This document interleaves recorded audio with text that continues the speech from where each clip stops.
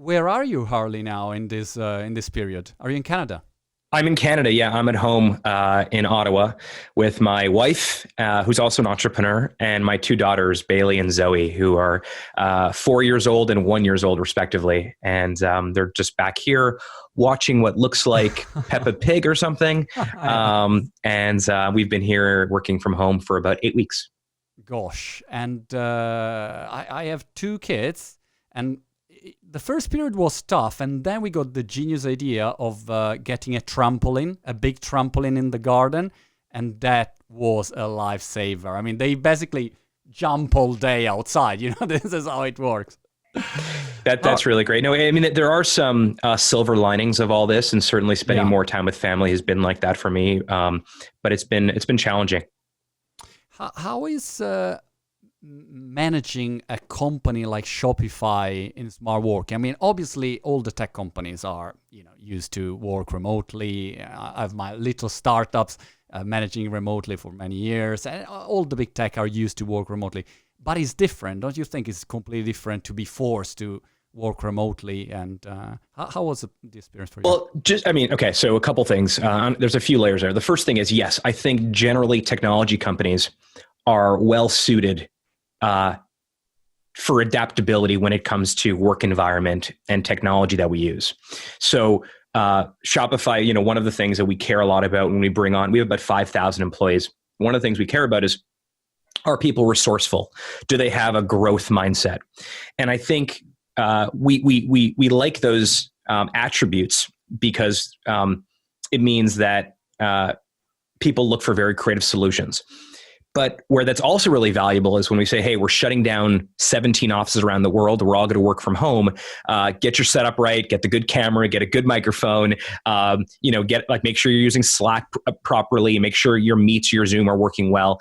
So generally, we have a base of people that work at Shopify that are very adaptable. And so we've adapted to this, I think, as good as any company could have. Now, that said, to be clear, what is happening right now is not just work from home.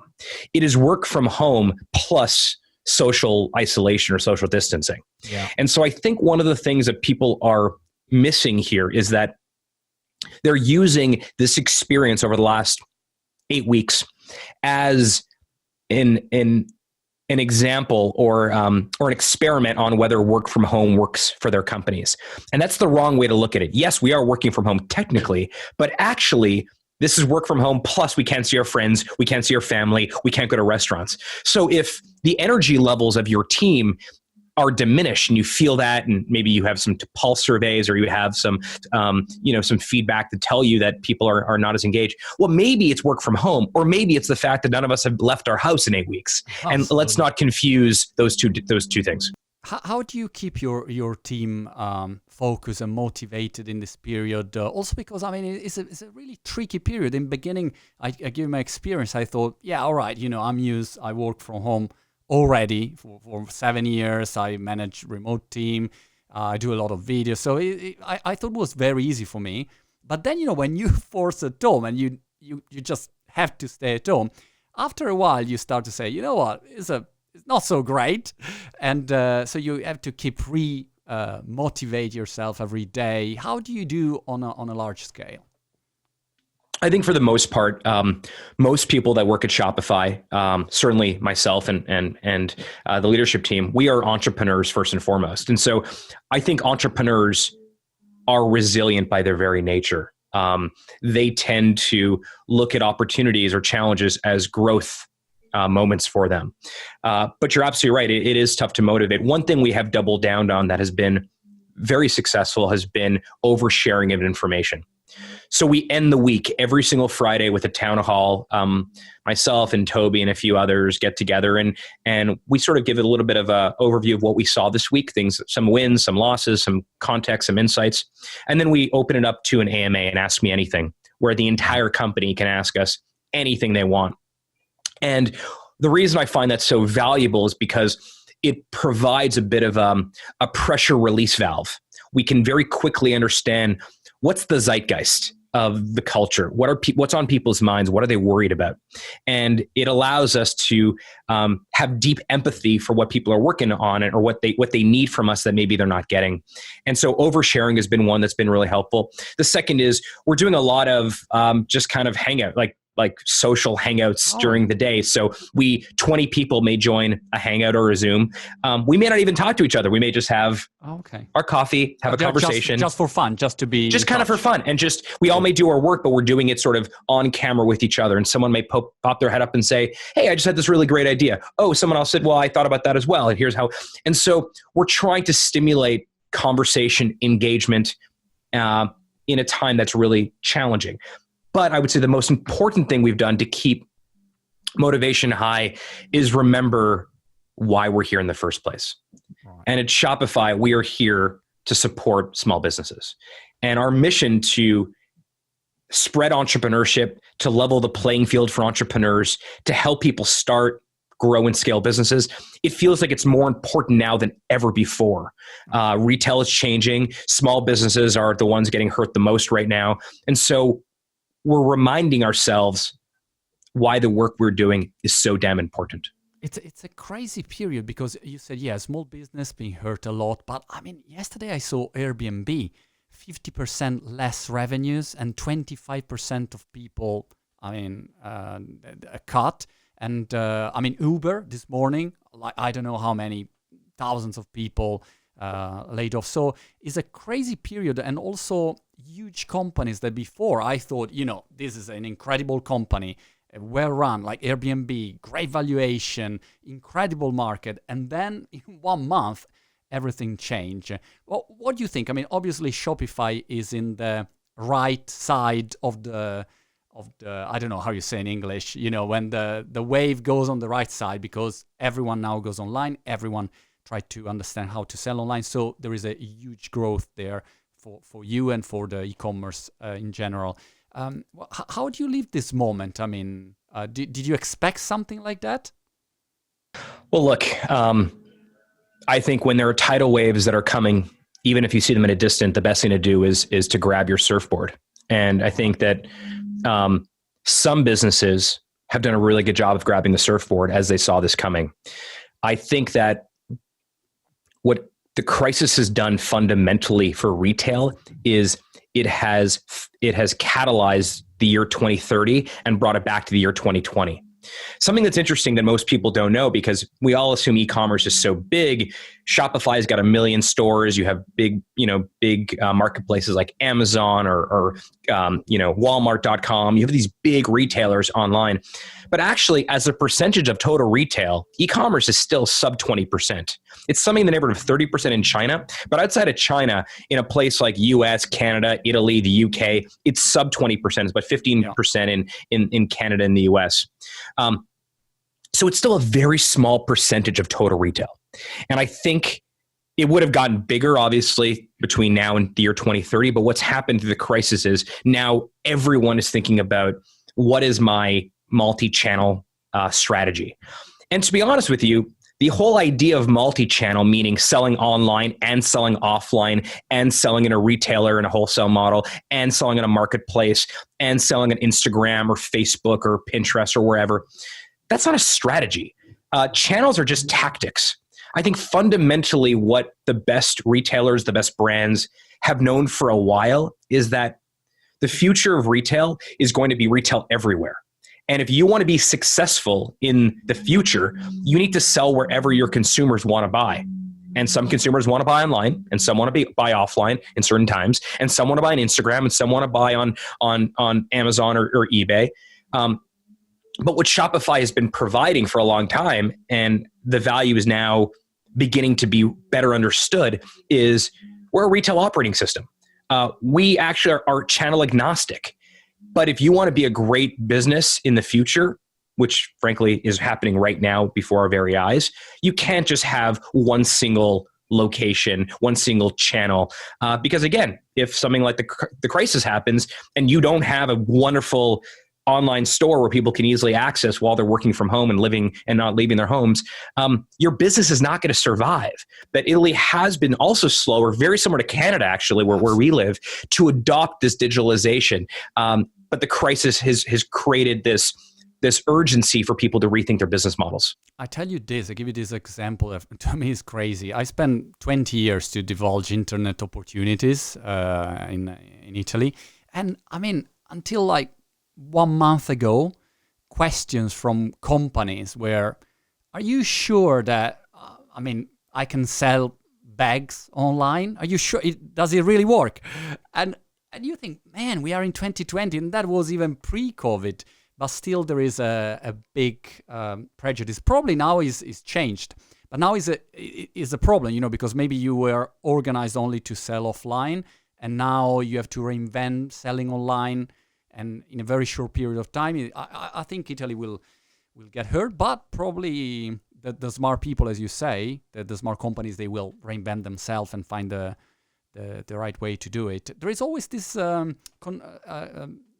this idea that is online or offline, but it can be together, and smart companies. I think it's a false. I think it's a false dichotomy. I think it's a false set of constraints. You have to sell online or you sell offline. I don't believe that. My wife, who's a great entrepreneur, who's back there somewhere, she owns an ice cream shop called Sunday School, a wonderful local community ice cream shop. Right. And the second that this happened, she immediately thought of, what else can I do? And she's pivoting her business now from not just being an in-person ice cream shop for kids, but also to doing these amazing boxes, styrofoam boxes, where you can order it online, and she will send you a box of ice cream that has a pint of ice cream, a bunch of freshly baked cones, sauces and toppings, and now you can have an ice cream party at home. That's now, fantastic. I know it's a basic business. I know it's not complicated, sophisticated. It's an ice cream shop, but that is the model that everyone should be thinking about right now is, how do I change my business? If I'm a restaurant that is closed right now, can I become a wine, a wine shop where I do, wine concierge and people tell me about their wine taste, and I can curate a beautiful box of wine for them. If I'm, I mentioned this in the earnings call yesterday. It was our Q1 earnings call. And I mentioned that we have an 83-year-old grandmother on Shopify who lives in Italy, who had this incredible business for tourists where she did pasta making courses. Well, of course, tourism in Italy is non-existent. So she set up a Shopify store. We can put the link in the show notes. She set up a Shopify store, and now she sells a virtual course where you and your spouse or your friends, whoever you're living with, can do a pasta course from one of the greatest authentic pasta course companies in an online way. And honestly, if an 83-year-old grandmother who's been doing it one way can pivot, anyone can do so. And you're seeing great examples of that happening everywhere. It's just some people are just now figuring out that they need to change the business model for this new reality. Others have been planning it for a decade. I saw 2 restaurants here in Brighton, where I live here in UK, and very similar restaurants to Italian restaurants. That's why I noticed. So one restaurant, they just closed. They say, all right, no chance, we cannot sell. That's it. The other restaurant started to sell ingredients, recipes, so that you can, or ice cream. You go there, and before you could buy only pizza, now you can buy a word and a full Italian experience. And it's much better now than before.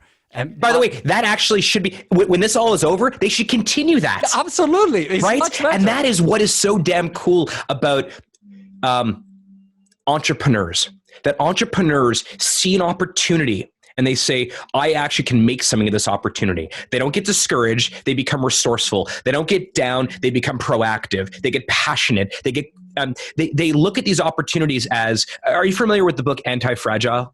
Of course, Taleb. Okay. Sure. Yeah, Taleb's book. So, Taleb is a great thinker, Black Swan and all that stuff.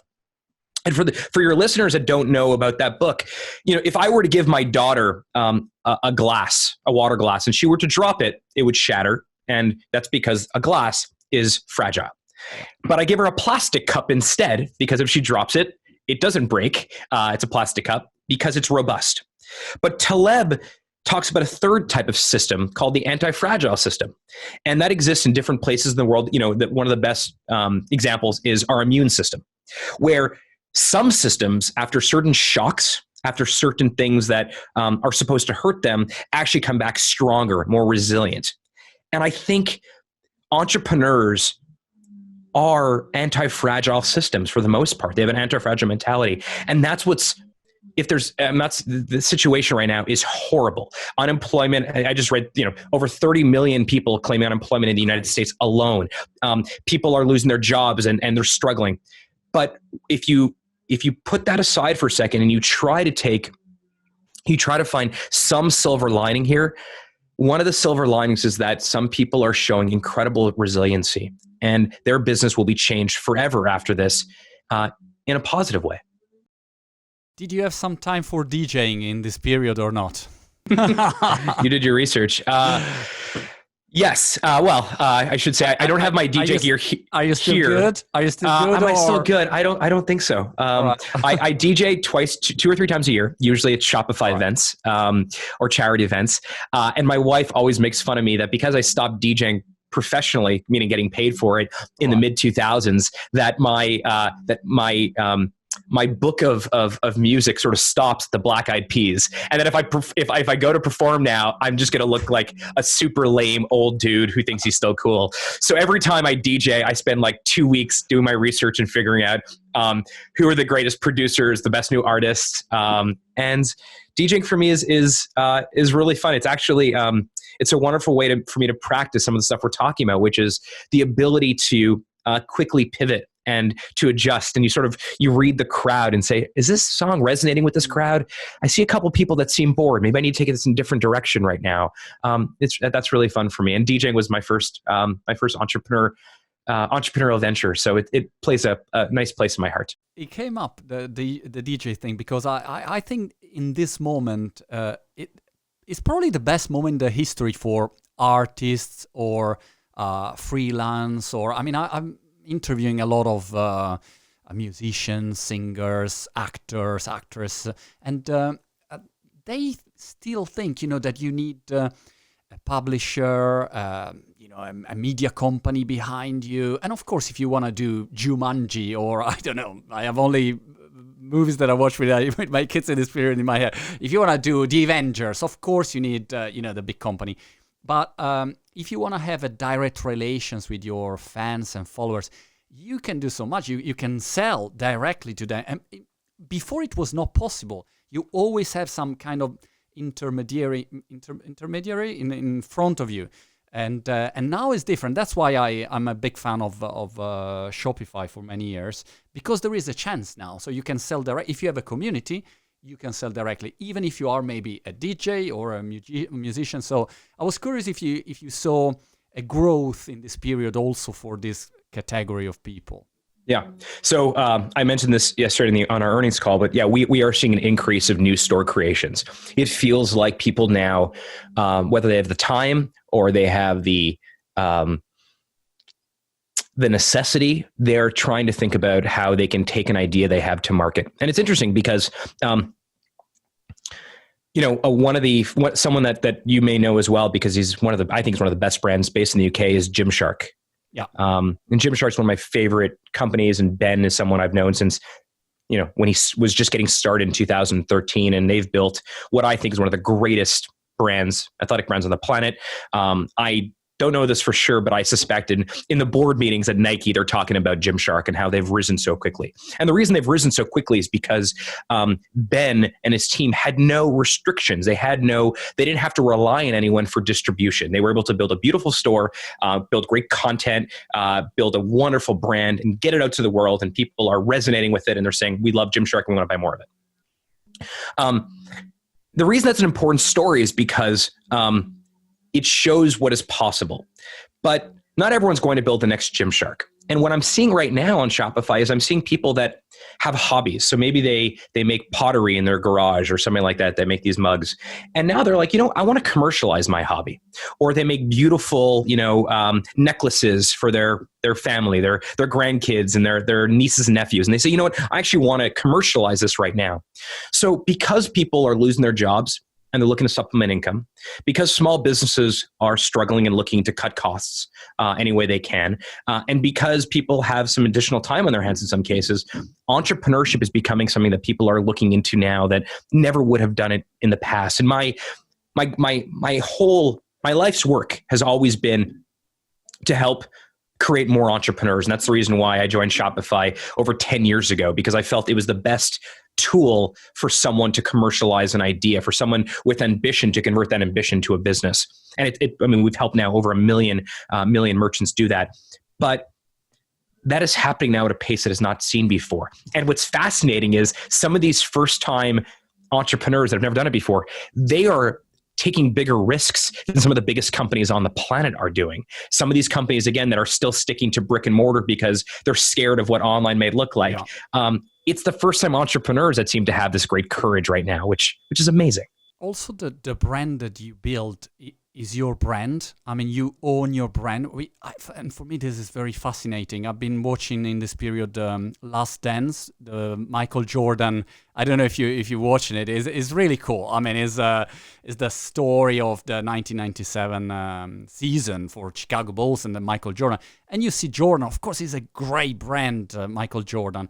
But Nike was the owner of the brand. Then, of course, Michael Jordan probably has, his shares, but basically was a brand built together. The equity of the brand is Nike is the owner, basically. But now you see brands that are, you own your brand and then you build your empire. And this is unprecedented, but before you probably didn't have the tools. You have the entrepreneurs, but you didn't have the tools. That Nike deal, that Michael Jordan Nike deal would never happen today. It never would happen. Yeah. In fact, the reason that you have such a different model now is because now distribution has become democratized. So the fact that Kylie can, using her own social media accounts, can create a lipstick line, set up a Shopify store, Kylie Cosmetics, and build a multi-billion-dollar company without ever needing a big corporate sponsor per se, is because technology has given her the tools to do so, whether it's Shopify or it's social media, or it's the fact that she's able to do, she's able to find suppliers readily because the internet gives you access to anyone you want to connect with. The Michael Jordan deal couldn't have happened that way, because even if he would have built his own brand, manufactured it, how would he have distributed it in 1997? Yeah. He couldn't have built an online store on his own. Even if he could, how would he get access to customers? Whereas by going to Nike and doing a licensing deal where effectively he licensed his name, he rented his brand to Nike, Nike became the distributor. So Michael Jordan has been paid effectively a licensing fee, whereas Kylie and Kanye have 100% ownership of their business. That is brand new. And you don't just see that with Kylie and Kanye. You see that with Gymshark or Allbirds or Bombas or Tommy John Underwear or Fashion Nova or all these incredible brands, in some cases that are category leaders. They couldn't have existed even 10 years ago because there was no way for them to get their products into the hands of consumers because distribution was locked up. And so back to your point earlier, it was controlled by intermediaries that you had to work with. And therefore, if the intermediary liked you, they would put your stuff on their shelves. And if they didn't, or they wanted to create a white label to compete with you, you were done.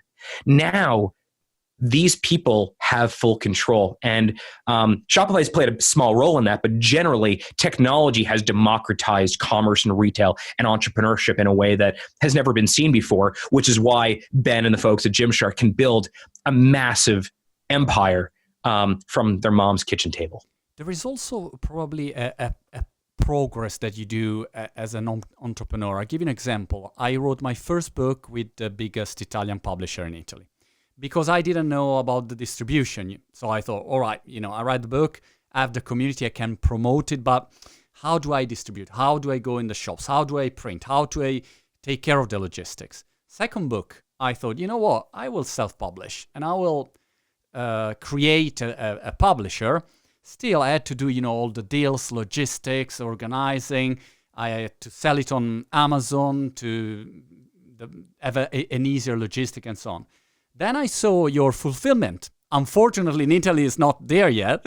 But I saw your fulfillment strategy, and I thought, wow, this is what I need, because I have the community I can promote, and I can write the book. Then I just want someone who take care of the logistics, and I'm done, and I don't need someone between me and my clients. In this moment, I don't know who are my clients. I don't have their data. I have someone between me and my clients, which is crazy, are my clients. And so I think this will be the next step.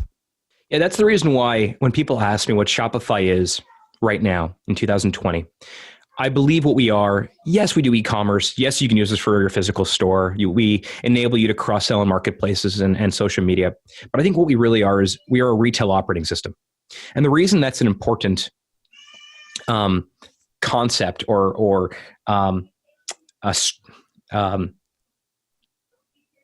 mental model for what we're doing is for the following.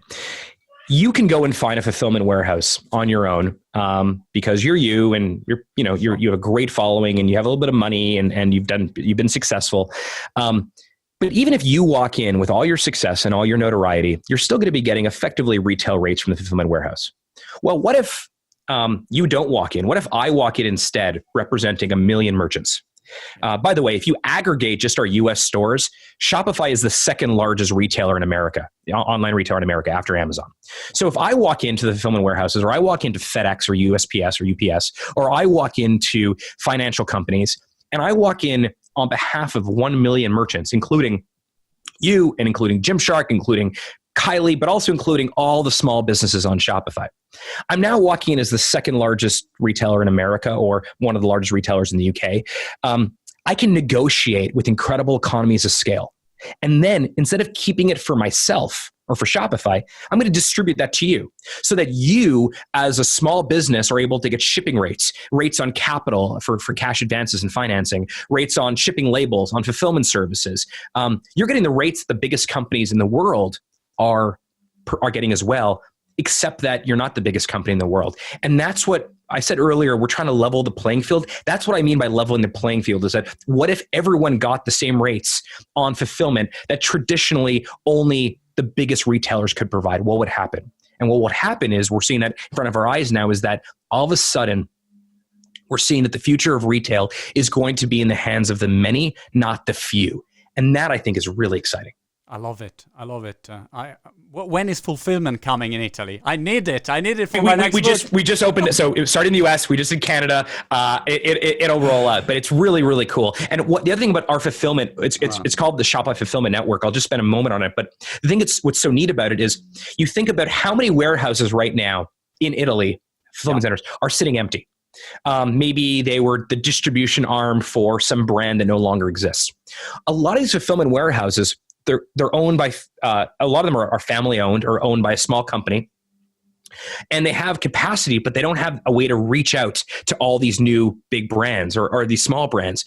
What we do is we basically put them together in a network, and using very simple warehouse management software, we connect them. And so that now, if you're a new merchant in Italy, let's say you're Velasco, you're Blowhammer, two of my favorite Italian-based merchants, all of a sudden now you can tell us, we know where you're selling, so we have a good understanding of where your product's being shipped to. We can say, send your products to these warehouses, and every time an order happens on your online store, it'll trigger a call to that warehouse to fulfill on your behalf. And by the way, the rates you're getting are going to be the rates that traditionally the biggest companies were only getting. That is the future of entrepreneurship and retail in my view. That's a game changer. Also because when for instance, if I sell a book or I sell, something that is in my shop, that book will arrive in my package, right? Not with the Amazon logo, with my exactly. My logo. It comes with your branding on it. It doesn't, and that's the other problem, is that if you want to use Amazon fulfillment, for example,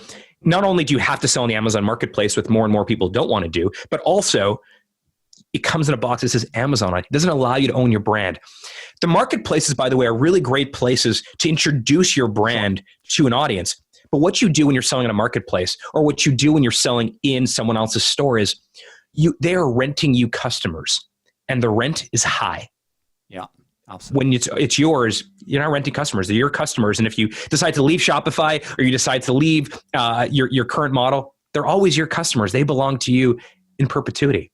I love the model, and I can't wait to try as soon as it will be ready. Still, in a country like Italy, I think there is something stopping entrepreneurs that are scared about the online, or I don't know. We probably would need to do some reward system. I don't know. You remember when you did the build a business competition with Tim Ferriss?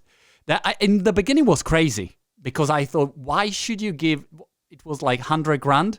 If you build a business, you win 100 grand. It was something like that. But I think it had a big push in the beginning, at least. I don't have the data from the operation, but the perception was a very successful campaign. And probably in countries like Italy, this kind of campaigns would work. Well, one of the things we realized was, and frankly, the credit goes to Tim Ferriss for this. We were talking to Tim, 2010, told him about Shopify. He ended up becoming an advisor and now a very close friend. But at the time, we just told him about Shopify, what we were doing. And he said, okay, the software is great. The product is great. But he reminded us that we were missing something, which is human psychology. Right. Human psychology is that entrepreneurship is scary. It's expensive. It's complicated. It's not for everyone. And, I don't believe that. I believe anyone can be an entrepreneur. In the same way that Nike told the world that if you have a body, you are an athlete. Yeah. I think we are telling people that if you have ambition, you can be an entrepreneur. And the competition was effectively a proverbial kick in the butt to incentivize people to commercialize their hobby, to take the idea they have in the shower in the morning and do something with it. And what it did was it created an entire effectively cohort of new entrepreneurs who may have got started anyway, but it may have taken a long time. And you have, whether it's Goldie Blocks or it's Gymshark or it's Nixwear, you have some of the biggest DTC brands, Movement Watches. Movement Watches. Movement One. Jake and Kramer set it up in their dorm room. I can't believe that. That's right. They had a $200 million exit to Movado. Funny enough, I still tell them that I wish they would have bought Movado one day as opposed to Movado buying them. But I understand that $200 million is a great deal of money for them. And so that was an amazing success story. But the cool part is they didn't do anything. I mean, they're smart and they're focused and they worked hard, but they didn't have any previous experience. They just had an idea and they saw it to fruition. And so I think what you were getting at in Italy is Italy may be slower to adapt some of the technology that other countries have. By the way, it's the same as Canada. There is a risk aversion in Canada that we need to shed because what's happening is now Canadian consumers are buying more and more from American brands, American retailers, whereas they should do that, but they also should be buying from Canadian brands. And I suspect in Italy, one of the things that might be happening is that you have this symbol, this made in Italy symbol, right? It's quality, it's creativity, it's originality. And I think that maybe there is a connotation, which is wrong, that you can't translate that online. But to be honest with you, I buy Todd shoes online. I don't walk into a Todd store, and that's it's iconic Italian shoe brand. I love that brand. My experience online is exceptional. So there is a way to translate it if you do it in an authentic way. Made in Italy could be obviously a good sector, let's say, made in Italy, food, fashion, design, and all, and so on. What are the other sectors that you see from your observatory, which is a fantastic observatory because you see all the e-commerce around the world? What do they sell? What's trending? What are some interesting sectors that you would recommend to try to approach in this moment? Well, I can tell you that one sector that I did not appreciate being highly valuable in sort of an online transition, an online move, was grocery. That is a new insight for me and for Shopify that actually grocery has a huge opportunity. And what I mean by that is if you take any local mom and pop small grocery store that sells, delicious cheeses or olive oils or bread or whatever, some sort of you walk in and you have that feeling of a wonderful small Rio. well-curated grocery store. That's right. Take your 10 best products, whatever they are, ideally ones that are non-perishable, like olive oil or balsamic vinegar or something like that, and put them online. Don't put every SKU online. Just put your top 10 or 12 products online and see what happens, and offer, curated gift baskets and packages and bundles and stuff like that. That was something that 3-4 years ago, if you would have asked me about grocery on this conversation, I would say grocery is not happening. Focus on apparel, focus on fashion, furniture, that stuff. And now I really do feel like food and grocery has a real opportunity, particularly right now, that I think has a way to expand. I think services businesses, whether you're a yoga studio or you're a restaurant or you're a dry cleaner, they have traditionally believed that the online shift was not for them. That because they don't sell a physical product as their core business, that they shouldn't have an online store. Right. Again, what I'm seeing now is that is not the case. I'm watching barbershops and hairdressers set up stores on Shopify. I need a barbershop now. Well, yeah, I need a barbershop now. You figured it out. I definitely need a barbershop. But they're selling razors, and they're selling trimmers, and then I'm seeing restaurants start selling wine and cookbooks, and I'm seeing yoga studios create amazing products for yoga, like toe, whatever they're called, things you put in your toes, yoga mats, water bottles. It feels like whatever industry you're in, there is likely a way to transition online in a way that still feels authentic, that still feels like you are maintaining your brand and what you stand for. But there's some creativity that needs to be done there, and I think that's the opportunity in front of us right now. Tell me something about growth and scaling. You were talking about it briefly before, but I was curious about how Shopify that is grown dramatic, like incredible. You got an incredible growth.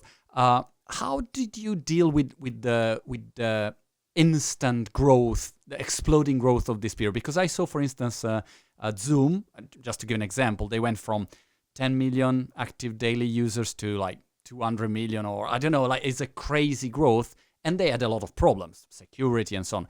So how did you handle all of that?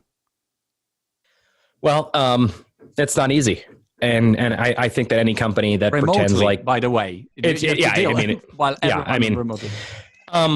We've been at this now for over a decade, and although it feels like this has all happened overnight, this is a decade-long journey for most of us. I'm 35, and I've been at Shopify for over 10 years, so it's almost a third of my life.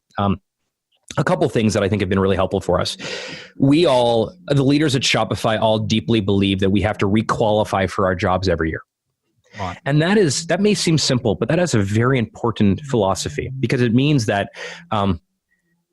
there is no coasting. There is no being comfortable. In fact, we've all had to get really, really comfortable with being uncomfortable. And we've done a couple of things that in hindsight were really valuable. One was in the early days of Shopify, I think before we even had a CMO, we had a coach on staff to help us with our own personal development as leaders there. So coaching has played a big role for us. We take onboarding very seriously. Shopify is has a lot of context to it. You can think about, we probably have 10 companies inside of Shopify. We have a capital business that would be one of the biggest capital businesses on the planet if it was standalone. We have a point of sale business that would be one of the biggest point of sale businesses. Like, we have a lot happening there. And so to understand the full suite of Shopify and the company and the history, it takes a lot of onboarding. And so we take the time to onboard every new member at the company. And we try to explain to them this is a long-term journey. We want to build a 100-year business. We'd love it if Shopify was the last job you ever have. It might not be, but if you take that approach to it, it means that people spend a lot more time onboarding into the business before they begin doing the work. And that's been really important as well. Frankly, I think being based in Canada, we're in the capital of Ottawa, has been really valuable for us. It feels we're outside of Silicon Valley, even though we are one of the largest tech companies on the planet. Being outside of Silicon Valley has been very valuable. Canada tends to be a place where modesty is important, where thoughtfulness is important, where being flashy is not something that's cool. And I think that has been really important to us. And then frankly, realizing what all of our strengths and weaknesses are. And honestly, we hire for strengths, not a lack of weaknesses at Shopify. And we've had opportunities to hire some of the most profile people in the world, but we've said no to them because we didn't think it would fit. And honestly, I'm on a daily basis, I'm still learning how to manage the growth of the company, the growth of our workforce, the growth of our merchant base. But we're honest about it, and we don't pretend we're something that we're not. When, if I'm not the right leader for a particular area of the business anymore, I'll put my hand up and say, I'm not the right leader anymore. I'm going to go focus on this thing where I think I can have a dramatic impact, and I'm going to find someone else to lead that area of the business. It's also not easy to keep growing and having mentors for what you, for instance, doing, because to talk with someone who is managing a multi-billion-dollar companies worldwide, it is not that you just call someone and say, look, what do you think?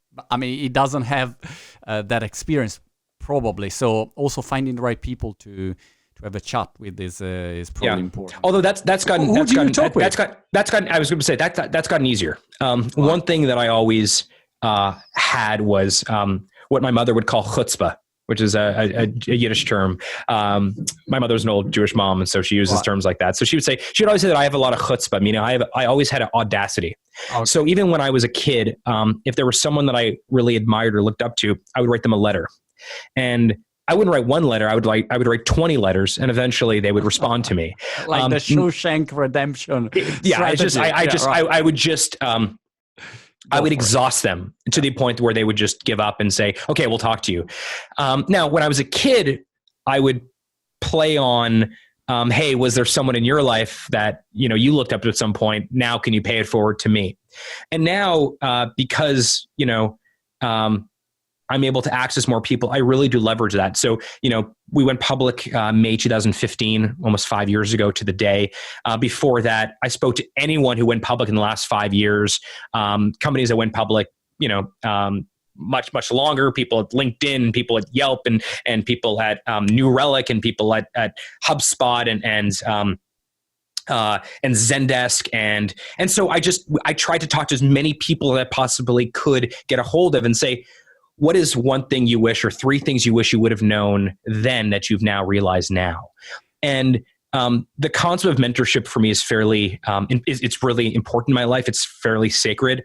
I've always believed in the value of mentorship. I think that some people get discouraged because the people that they want to have as mentors, they feel are inaccessible to them. One, I don't believe that's true. I think that if you provide a compelling pitch, a lot of people, myself included, feel a responsibility to pay back because people were really kind to me when no one knew who I was, no one knew what Shopify was. I now feel like I need to contribute.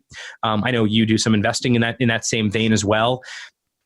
I think that stuff is really, really important, but mentorship for me is something that I'm continuing to cultivate. When I had my first child, Bailey, 4 years ago, I called 3 people that weren't especially great well-rounded humans, but they were incredible fathers, like the greatest dads that I'd ever encountered. The way that they focused on their kids, the way that they participated. They were like dad world champions. Yeah, some of them weren't great husbands, but they were great dads. And so I'd call them and ask them about being a great dad. When I got married in 2013, before that, there were some people that I knew, their relationships with their spouses just seemed so strong. So, I don't know, just it was inspiring. And I called them and said, I want to be a great husband. Can you give me some tips? And honestly, then you have to figure out which of those pieces of advice you want to digest, because otherwise you do get a little bit of whiplash from all the different pieces of advice. And so you take in all this trove of data, and then you say, that's something that I really believe in. Four out of 6 people mentioned that. I'm actually going to take that into consideration. And some of the stuff I still do now, whether it's, my 5 p.m. walks with my wife every day, or it's, spending the morning before I start work with my daughters. What's your 5 p.m. walk with your wife? I will start with my wife. Well, how does it work? It's a 5 p.m. walk every day, no matter what. It could be 5 minutes, it could be 30 minutes, but at 5 p.m. we almost religiously for the last 7 or 8 years, we go for a walk together, and we just talk about the day. And some days we don't even talk about anything. We just talk about like the weather. But that's been... It's a good ritual. Who is the most audacious person you ever tried to contact? I recently wrote to Bill Gates, by the way, and they replied and say, no way, you know. But then I thought, all right, I'll write more, and every time I'll try to change the story, you know, to try to see where is the right starting point. What was your top audacious one? So in the early days, you mentioned build a business earlier, but the first couple of people that I brought in to build a business were people like Tim Ferriss, but also guys like Gary Vaynerchuk and Seth Godin and Damon John and Chase Jarvis and Richard Branson and Tony Robbins. And I was able to not only connect with them, but also, invite them in to be mentors of Shopify for our build a business competition. And actually they, all of them are people that I still stay very much in touch with. One of the best build a business events was we took the winners to Richard Branson's private island with Richard and Seth and a few others to Necker for a week. It was amazing.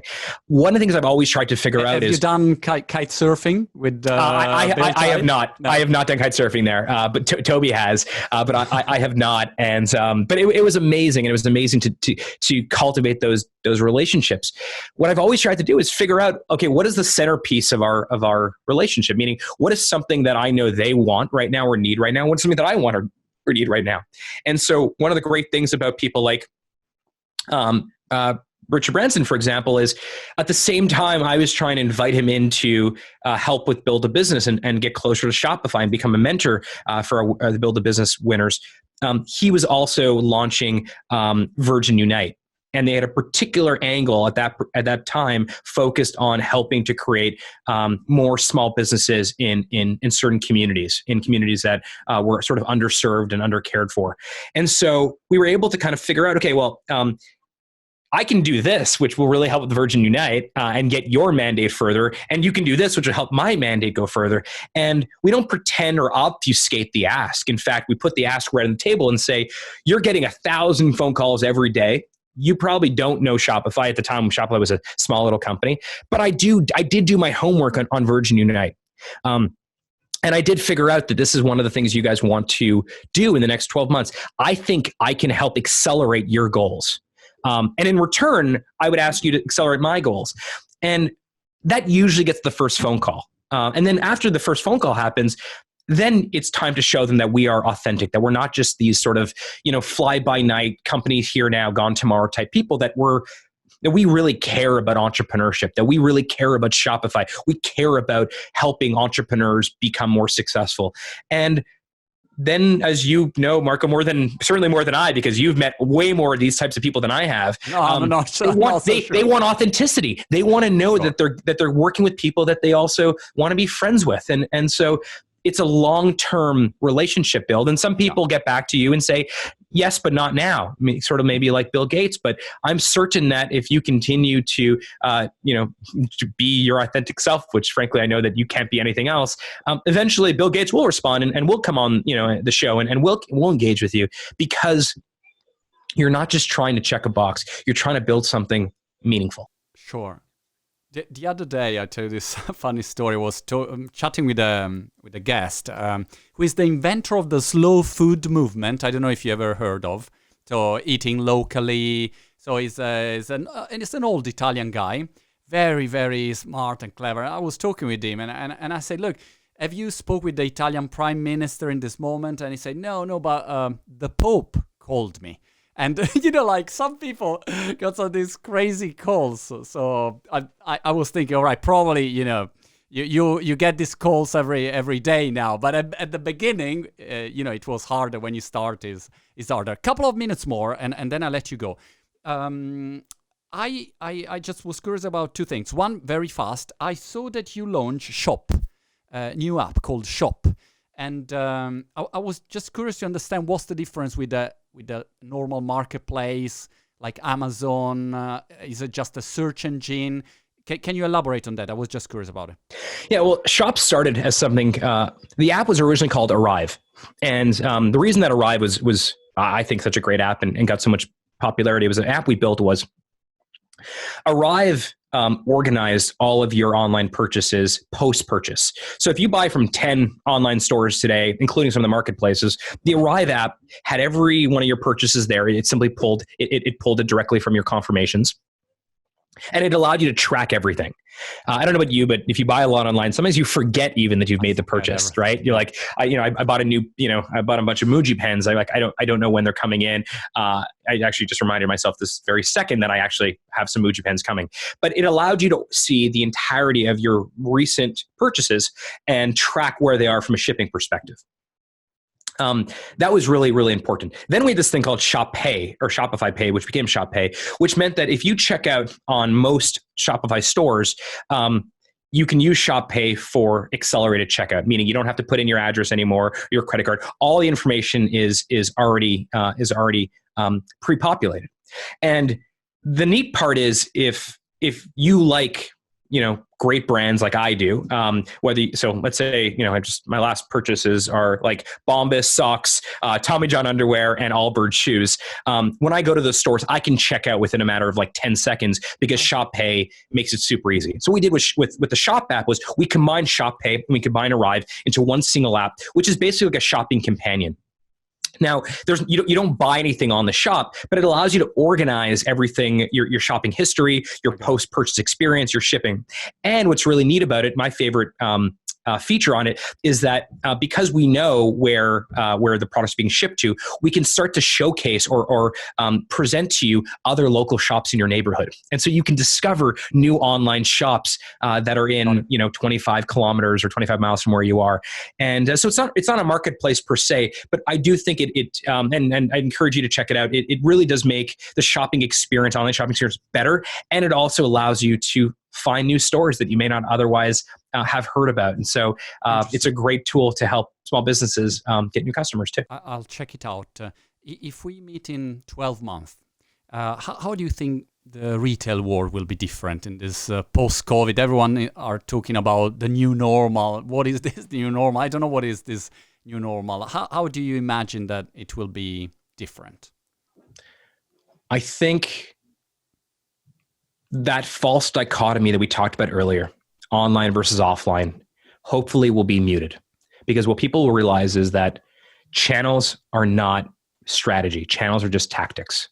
That retail fundamentally is retail everywhere. And everywhere being wherever your customers want to purchase from you.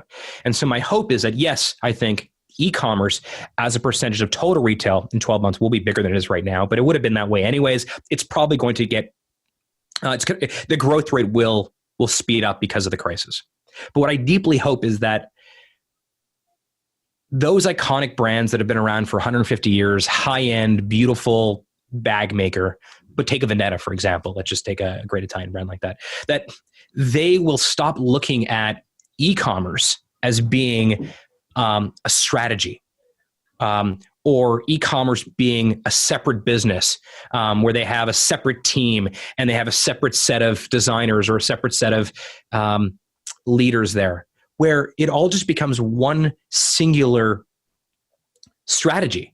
And multi-channel stops becoming a buzzword that you hear about on YouTube or at some keynote, but rather it's everywhere. We stop talking multi-channel because it's just everyone is multi-channel. Yeah. The future of retail, whether or not you believe anything I say or not, you have to believe the future of retail is going to shift more towards consumer choice. 20 years ago, the retail model was retailer choice. The retailer says, it's a physical store. We're not open on Sundays. We open at these hours. Wait in line. Pay this way. They dictated to the consumer how to purchase. Those days are done. It is now entirely about consumer preference, consumer choice. And my hope is that in 12 months from now, I need to convince less people to really consider online retail as part of their business, because it's just so obvious that of course it's going to be online retail and it's going to be offline retail and it's going to be retail everywhere. And if there's some new channel like AR and VR, which particularly on the augmented reality side, I think is becoming a very valuable new channel. I think that it doesn't become a novelty that, and even if you don't use Shopify to do these things, that more brands, more people look at retail as being this holistic thing and not a set of different channels and calling that strategy. Ali, thank you so much. And that's it. Good luck for everything. Get ready post-COVID for a DJ night, maybe with some cool Italian songs. Maybe you and I will co-host it together.